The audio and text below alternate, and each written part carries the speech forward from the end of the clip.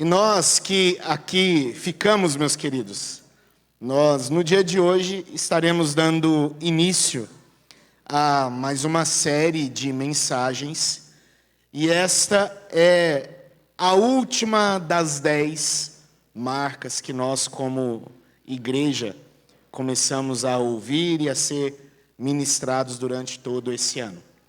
Nós vimos várias delas, várias dessas marcas. E hoje nós vamos começar a falar sobre talvez uma das marcas mais práticas nossas como igreja, que é a da adoração. E entender como eu e você precisamos e devemos sim adorar esse nosso Deus. Entender um pouco sobre a essência do culto a Deus. Do culto, como você vê aí no título dessa série, que é o culto que Deus quer. Como o nosso Deus, Ele quer ser adorado por nós, como sua igreja. E para isso, hoje nós vamos iniciar lendo o texto de Levítico, capítulo de número 10. Nós vamos ler do verso 1 até o verso de número 3. Levítico, capítulo de número 10, do verso 1 até o verso de número 3. E eu peço que você volte seus olhos nesse momento para a palavra do Senhor e se atente à leitura dessa palavra nesse momento agora. Diz assim: Nadab e Abiú, filhos de Arão, tomaram cada um o seu incensário e puseram neles fogo. E sobre este incenso e trouxeram fogo estranho perante a face do Senhor, o que lhes não ordenara. Então saiu fogo de diante do Senhor e os consumiu, e morreram perante o Senhor.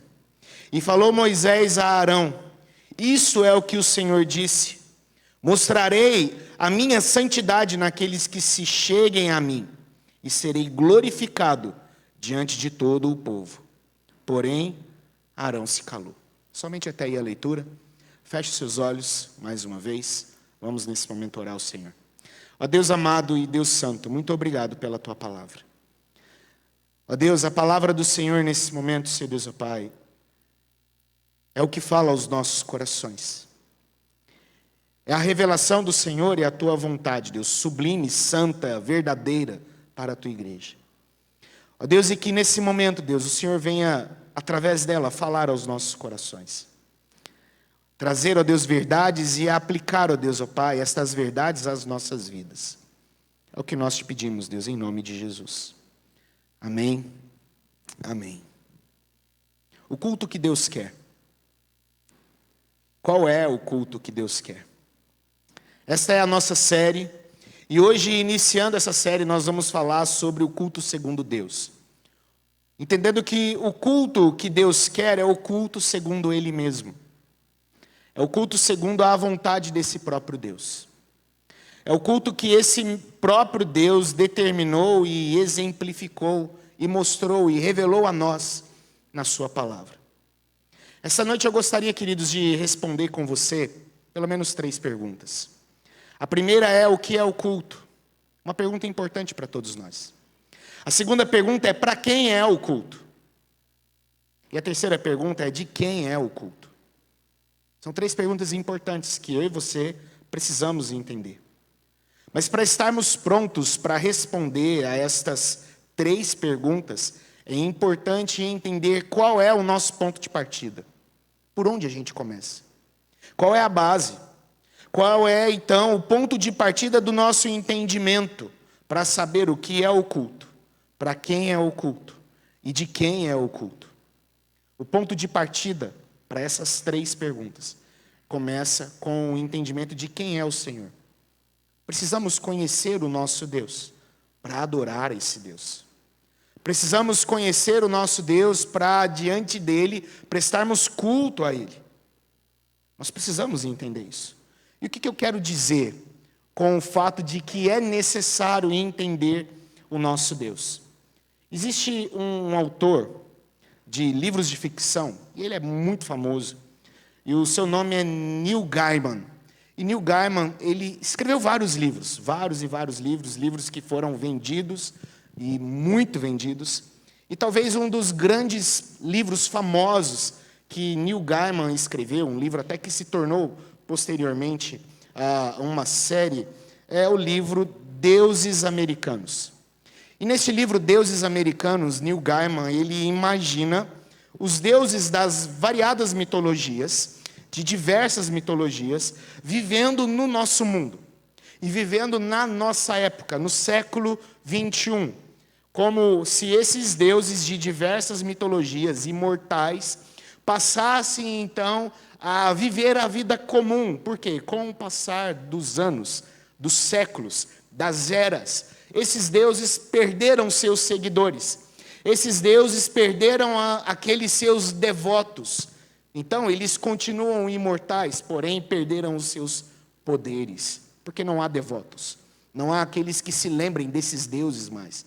Então, esses deuses dessas diversas mitologias, dentro desse mundo imaginário de Neil Gaiman, são então empresários, trabalhadores comuns, maridos, esposas, vivendo no nosso mundo, habitando o nosso mundo. Passam a ter uma vida simples, porque à medida que os anos se passaram, eles perderam seguidores devotos, e à medida que eles perdem seguidores devotos, eles vão perdendo também os seus poderes. Quanto mais pessoas devotas, mais fortes essas divindades se tornam, mais poderosos essas divindades se tornam. E por que eu fiz essa ilustração? Porque o nosso Deus, o Deus revelado nas Escrituras, o Deus da Bíblia, o Deus que se mostra a nós através da sua palavra, é completamente diferente disso. Completamente. A palavra de Deus nos conta uma história que vai em oposição à proposta dos deuses de Neil Gaiman. Desses deuses que precisam de pessoas devotas a ele para que eles sejam mais poderosos. Vai numa oposição também a todos os outros deuses pagãos que existem em religiões diversas, que precisam de servos devotos para se tornar mais fortes. O Deus da Bíblia, na verdade, convoca o seu povo para o culto. Lembram-se do texto que nós lemos aqui na nossa introdução? Salmo de número 50. Vamos reler do verso 1 ao 7. Abra sua Bíblia nesse salmo. Salmo 50, do verso 1 ao 7. Veja o que ele diz: fala o poderoso, o Senhor Deus, e chama a terra desde o levante até o poente. Desde Sião, excelência de formosura, resplandece Deus. Vem o nosso Deus e não guarda silêncio. Perante ele arde um fogo devorador, ao seu redor esbraveja grande tormenta. Íntima os céus lá em cima e a terra, para julgar o seu povo. Congregai os meus santos, os que comigo fizeram aliança por meio de sacrifícios. Os céus anunciam a sua justiça, porque é o próprio Deus que julga. Escuta, povo meu, e eu falarei. Ó Israel, e eu testemunharei contra ti. Eu sou Deus, o teu Deus. Perceba, Deus convoca o seu povo para que se reúna e o adore. A Bíblia não diz que ele necessita de adoração para ser todo-poderoso. Não. O Salmo se inicia afirmando que ele é o Todo-Poderoso. Por isso ele deve ser adorado. Ele não é adorado para se tornar o Todo-Poderoso, mas porque ele é o Todo-Poderoso. Ele deve ser adorado. Então, respondendo à nossa primeira pergunta, o que é o culto? O culto é Deus convocando o seu povo para o adorar. Isso é o culto. Ele se inicia com Deus, em Deus chamando, em Deus convocando a sua igreja. E respondendo já a segunda e terceira pergunta, Para quem e de quem é o culto? O culto é de Deus. E o culto é para Deus. Por isso, o ponto de partida para as 3 perguntas precisa se iniciar com o nosso entendimento de quem é o nosso Deus. Ele é o Todo-Poderoso. E o Todo-Poderoso convoca a todo o seu povo para o adorar. Porque o culto é dele. E o culto é para ele. É isso que a palavra nos ensina, queridos. O seu culto é uma convocação do Senhor. Seja o culto local, seja o culto que você presta na sua casa, seja o culto num espaço, num horário, esse culto que a Igreja Presbiteriana de Rolândia presta a ele às 19 horas da noite de um domingo, é do Senhor, convocado pelo Senhor, e é para o Senhor. Entenda que o culto de domingo, ele não é nosso, não é o seu culto, é o culto de Deus, e Ele convoca você para participar do culto dele. Ele convoca a sua igreja para participar do culto que é dele. Esse Deus dá a você o privilégio, a oportunidade de responder a Ele, a essa convocação, prestando um serviço de adoração a Ele. E eu gosto muito dessa palavra serviço. Há algumas línguas que até chamam o culto de serviço. No inglês é assim. Chamam o culto de serviço, porque essa ideia de serviço nos mostra que o culto não é algo estático, mas que dentro do culto há trabalho, dentro do culto há movimento, dentro do culto há resposta. Nós não estamos aqui simplesmente sentados ouvindo alguma coisa. Nós não estamos aqui simplesmente sentados ouvindo uma música, ouvindo uma mensagem. Não. Nós estamos aqui em movimento, em trabalho, em resposta a esse Deus que nos chamou a adorá-lo. Nos deu esse privilégio de responder a Ele em adoração, o Todo-Poderoso. Este é o culto ao nosso Deus. E o texto que nós acabamos de ler fala sobre isso. Nos ensina um pouco mais do que é o culto segundo Deus. Mas antes de nós irmos para o nosso texto propriamente, nós precisamos entender um pouco o contexto de todas as coisas aqui. Nós sabemos que Deus institui sacerdotes, e que esses sacerdotes, eles tinham uma tarefa inigualável, que era oferecer a Deus sacrifícios pelo povo, de representar o povo diante de Deus. Quem participou das escolas bíblicas dominicais vai se lembrar muito bem disso, da função do sacerdote. Ele tinha essa função inigualável. Era um representante do povo diante de Deus. E prestava a Deus sacrifícios em favor do povo. E foi por meio de Arão e de sua família que esse serviço se inicia. Os filhos de Arão, de acordo aqui com o nosso texto, são Nadab e Abiú. Eles tinham também um dever insubstituível. Eles eram os intermediários, eles também eram sacerdotes. Eles eram da mesma família, a família sacerdotal. E eles eram intermediários entre o Senhor e o povo de Israel. Eles haviam sido especialmente escolhidos pelo Senhor, mas ainda assim falharam miseravelmente no cumprimento do seu ofício, do seu chamado. Os sacerdotes, eles eram ordenados a tomar brasas incandescentes do altar principal e usá-las para queimar o incenso. Essa era a função dos sacerdotes. Esse incenso aromático em um incensário de mão, um incenso que fumegava e simbolizava, segundo o Salmo 141, verso 2, as orações do povo que se levavam até Deus. Esses incensos simbolizavam essas orações, as súplicas do povo. Então eles iam lá, davam brasas do altar principal, colocavam em seus incensários aromáticos e iam então e conduziam o restante dos sacrifícios e das ofertas que eram ali entregues. Nadab é o filho primogênito de Arão. Ele e seu irmão Abiú estavam entre ali os 70 anciãos que foram convocados a subir o monte Sinai, onde viram o Deus de Israel. 2 jovens, talvez com uma grande promessa, estavam entre esses 70 anciãos. Homens importantes, chamados para poder subir, e ali diante do Deus de Israel, segundo o Êxodo 24, do verso 9 até o verso de número 11, eles comeram e beberam diante do Senhor. Que privilégio para esses dois.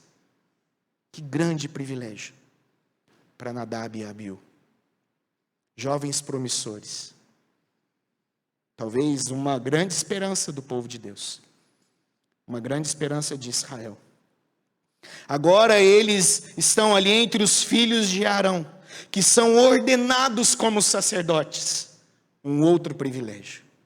Nadab é o herdeiro natural do ofício de sumo sacerdote. O futuro deles era promissor. 2 grandes privilégios: estar entre os 70 anciãos e escolhidos para serem sacerdotes. E um deles, o herdeiro já automático para assumir o posto de sumo sacerdote, após o seu pai. Porém, este futuro promissor, ele é interrompido por mortes inesperadas.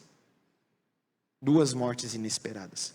Talvez quando você começa a ler a história de Nadab e Abiú, você não imaginaria que o fim desses dois seria esta morte inesperada. De modo tolo e pretensioso, verso 1 e 2 do nosso texto nos mostra isso. Eles oferecem fogo estranho, fogo não autorizado, ou como a versão NVI diz, fogo profano diante do Senhor. E são imediatamente consumidos por um fogo que sai de diante do Senhor. É o que o texto nos diz. A morte deles demonstra que a unção os colocava em um relacionamento excepcional e trazia sobre eles a ira divina, caso eles falhassem no seu chamado, na sua vocação, no seu ofício. Caso eles se contaminassem diante de um privilégio maravilhoso que eles tinham. A expressão aqui de diante do Senhor, ou perante o Senhor, sugere que o fogo veio de dentro da tenda do santuário. É o que nos mostra Levítico 9, 24. E Números 16, 35. No nosso próprio capítulo 10, Moisés vai dizer que foi um grande incêndio que os consumiu. Sem dúvida, o Senhor é fogo consumidor. O Salmo 50 diz isso, que nós lemos aqui na nossa liturgia. Muitas sugestões, queridos, têm sido oferecidas para entender o que é esse fogo estranho. Muitas especulações são feitas. Qual foi a ofensa de Nadab e Abiú? Mas eu creio que o texto é a melhor forma de nós entendermos qual foi a ofensa desses dois. Nadab e Abiú, diz o texto, verso de número 1, filhos de Arão, tomaram cada um deles o seu incensário e puseram fogo neles, e sobre este incenso, e trouxeram fogo estranho. É o que diz o verso 1. O termo para estranho no hebraico, zará, quer dizer também não autorizado. Não autorizado. Êxodo 39 diz algo interessante. Diz o seguinte: não oferecereis sobre ele incenso estranho, nem holocausto, nem ofertas de manjares, nem tampouco derramareis libações sobre ele. Este versículo declara que nenhum incenso estranho ou não autorizado deveria ser colocado sobre o altar. Esta era a prescrição. A prescrição era de um incenso adequado para o altar. E esse incenso foi registrado por Moisés em Êxodo 30, verso 34 a 38, onde diz o seguinte: disse mais o Senhor a Moisés: toma substâncias odoríferas, estoraque, ônica e gálbano, estes aromatas com incenso puro, cada um de igual peso, e disto farás incenso, perfume segundo a arte de perfumista, temperado com sal puro e santo. Uma parte dele reduzirás a pó e porás diante do testemunho da tenda da congregação, onde me avistarei contigo. Será para vós outros santíssimos. Porém o incenso que fareis, segundo a composição deste, não o fareis para vós mesmos. Santo será para o Senhor. Quem fizer tal como este, para o cheirar, será eliminado do seu povo. E o texto diz que Nadab e Abiú tomaram os seus incensos para levar o fogo até o altar.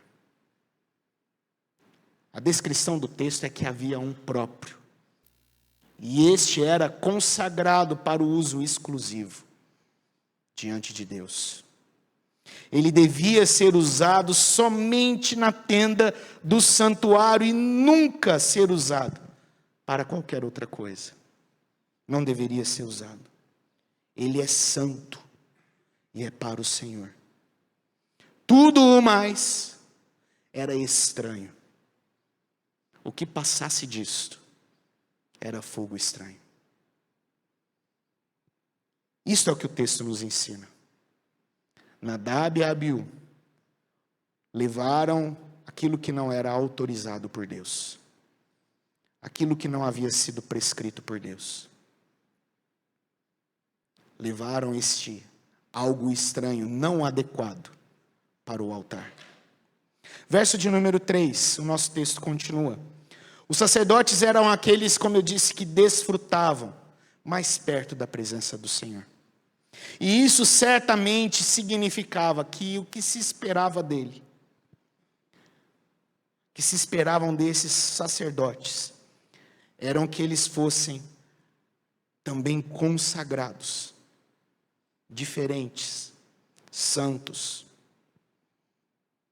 Restrições eram impostas sobre os sacerdotes.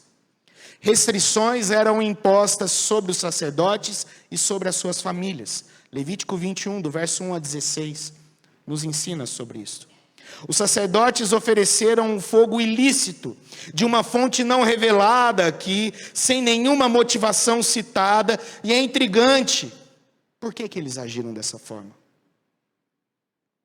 Por que eles agiram assim? Às vezes até mesmo as nossas melhores intenções nos levarão a caminhos perigosos. Pode ser que as intenções de Nadab e Abiú eram boas, mas não estavam de acordo com o Senhor. Eles acreditavam que as ordens específicas para apresentar as suas ofertas, exatamente como haviam sido descritas pelo Senhor, não precisariam ser seguidas à risca. Foi isso que eles fizeram. Não deram atenção àquilo que Deus havia ordenado. Não tem nada a ver a gente levar o nosso incensário. Não tem nada a ver. Não tem nada a ver ser de uma fonte diferente. A ignorância não era desculpa para eles, porque eles sabiam a ordem. Eles exerciam um papel de liderança. Eles foram chamados para esse ofício. Por meio do exemplo sacerdotal, o povo aprenderia a respeito das exigências do Senhor. É isso que o texto nos diz. Falou Moisés a Arão: isto é o que o Senhor disse: mostrarei a minha santidade naqueles que se cheguem a mim, e serei glorificado diante de todo o meu povo. Eu vou mostrar que eu sou santo. E os sacerdotes foram um exemplo disso. O que nós podemos aprender aqui, queridos? Duas lições importantes nós podemos aprender aqui no nosso texto. Eu gostaria que você entendesse que para o culto ao nosso Deus, boas intenções não são tão válidas assim. Não são tão válidas. Ele não mede as coisas por boas intenções. O nosso Deus não mede. Ele não mede as coisas pelas intenções do seu coração. Sabe aquela desculpa, o que vale é a intenção? Com Deus isso não funciona. Pode ser que Nadab e Abiú tinham essas boas intenções. Porém, Deus havia estabelecido princípios. E no culto a Deus há princípios estabelecidos pelo próprio Deus. Não são boas intenções que nós devemos ter em nossos corações, mas são princípios estabelecidos por Ele. E foi Ele quem estabeleceu esses princípios para o serviço na tenda. Foi Ele quem fez isso. O próprio Deus. Vocês farão desta forma. As boas intenções de Nadab e Abiú não funcionaram. Deus não mede as coisas por boas intenções. Queridos, e há vários exemplos na palavra de Deus para isso. Há muitos exemplos. A palavra de Deus está recheada de vários exemplos de que boas intenções falharam, ou na melhor das hipóteses, não foram tão suficientes. A Torre de Babel é um exemplo. Poderia até ser uma boa intenção. Construir uma cidade edificada, imponente, que chegasse até o céu, obviamente refletindo um pouco dessa ânsia e ganância de poder, mas poderia ser até uma boa intenção. Porém falhou e falhou miseravelmente. Uzá, lembra de Uzá? Enquanto eles estavam ali transportando a arca. E a palavra de Deus diz ali que a arca então cai da carroça que estava sendo levada. E Uzá, na melhor das intenções, foi tentar segurar a arca. E o texto diz que Uzá morreu. Porque essa não foi a prescrição de Deus. Ninguém toca na minha arca. Marta e Maria, um grande exemplo do Novo Testamento. Marta tinha até boas intenções. Ela queria deixar a casa em ordem. Queria deixar as coisas ali arrumadinhas. Talvez fazer um cafezinho, um biscoitinho para Jesus. Mas as suas boas intenções não eram a coisa correta a ser feita.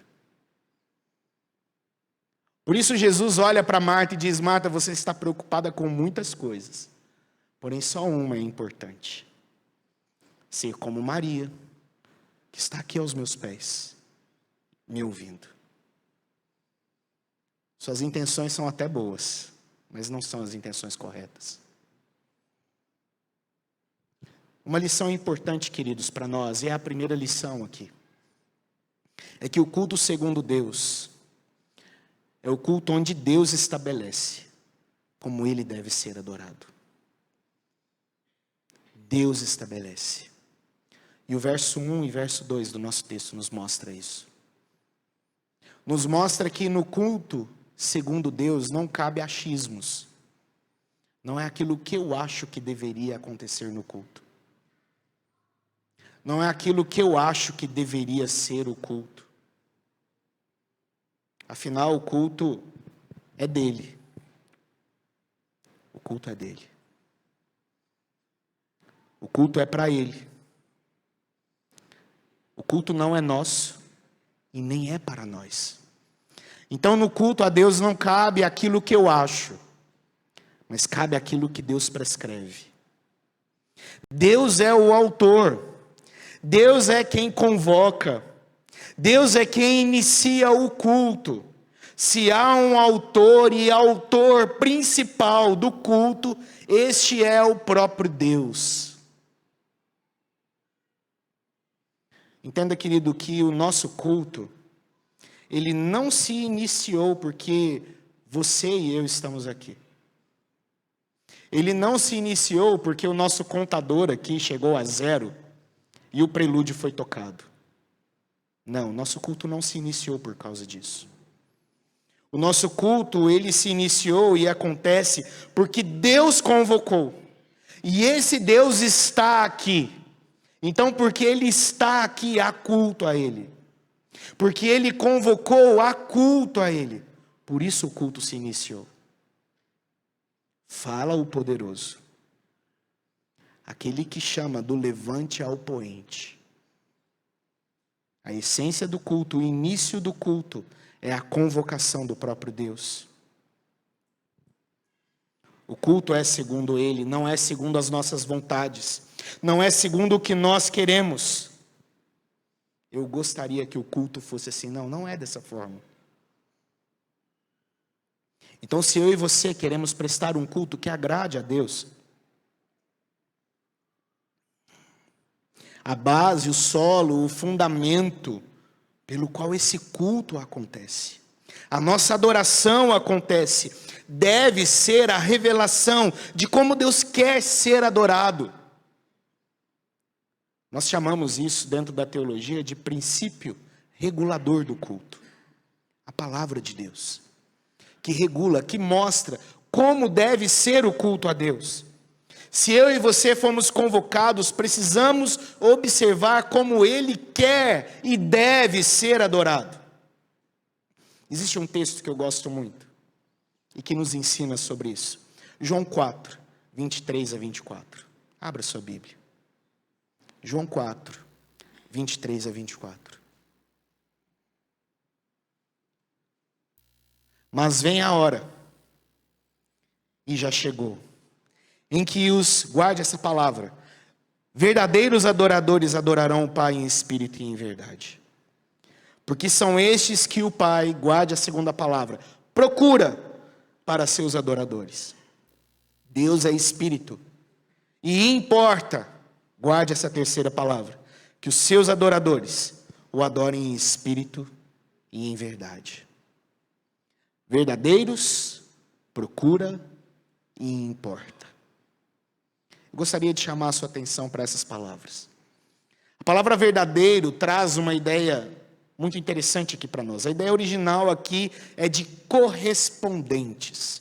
Ou seja, eles correspondem em todos os sentidos à vontade de Deus para como Ele quer ser adorado. Por isso eles são os verdadeiros adoradores.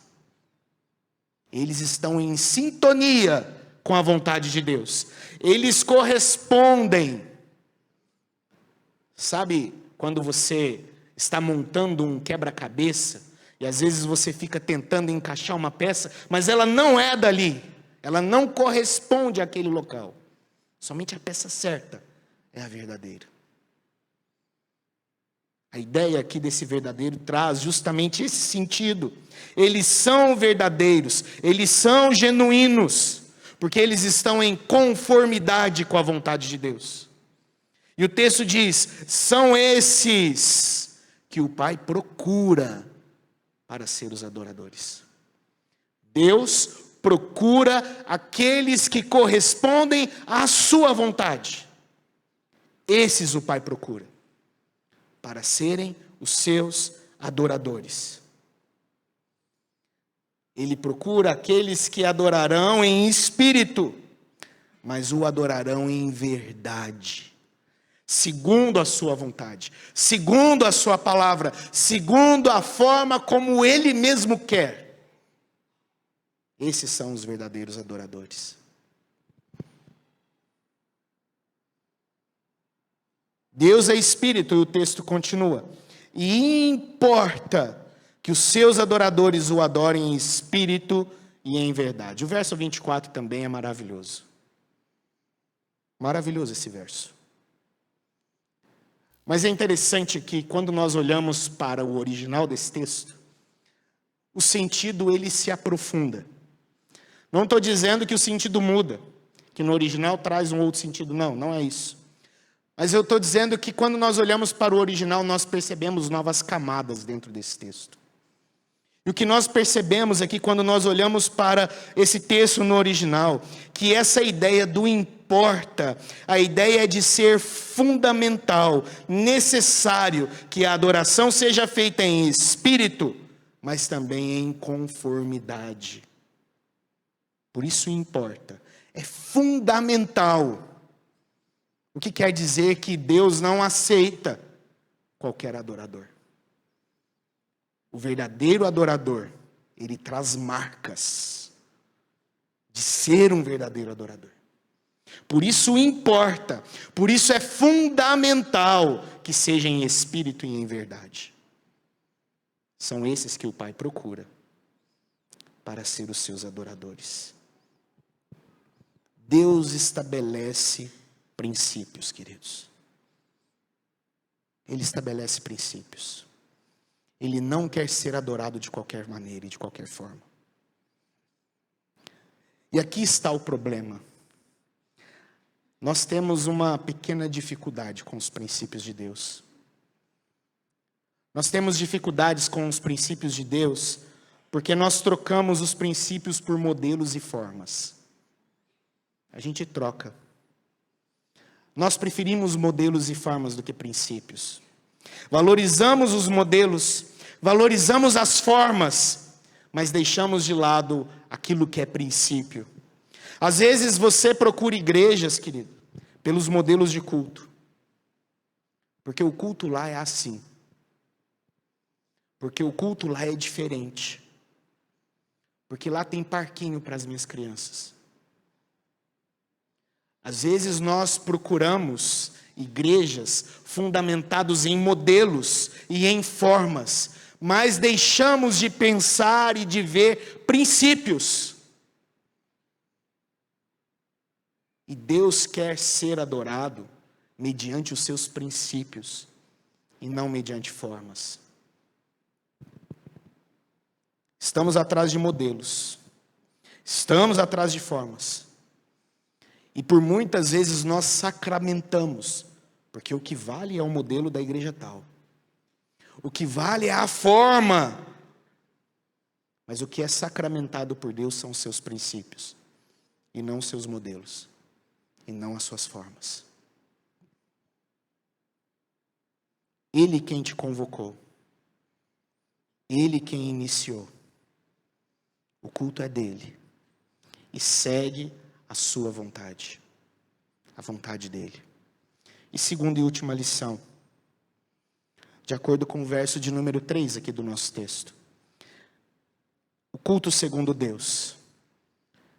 É o culto onde Deus exige que seja feito em consagração.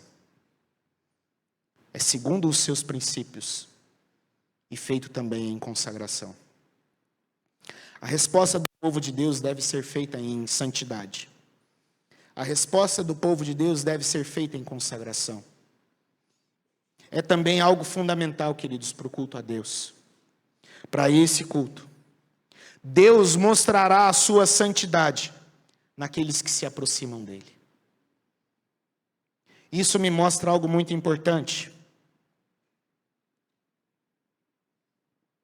Se o culto a Deus exige santidade, quer dizer que esse culto só pode ser prestado por aqueles que foram chamados pelo Senhor.